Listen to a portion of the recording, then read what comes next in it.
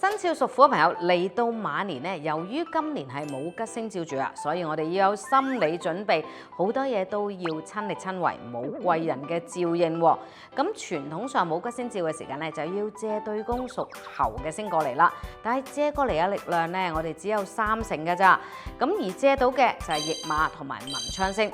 驛馬顧名思義係走動嘅星啦，所以屬虎嘅朋友如果今年多啲走動，又或者打工嘅朋友多啲爭取一啲出差嘅機會，讀書嘅朋友亦都可以往外走動讀書嘅噃。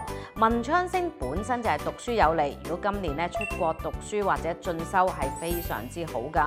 做生意嘅朋友亦都不妨拓展一啲嘅海外市場。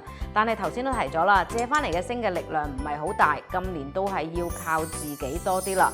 仲有一組空星喺度，就係子背、白虎、大煞同埋飛廉啊。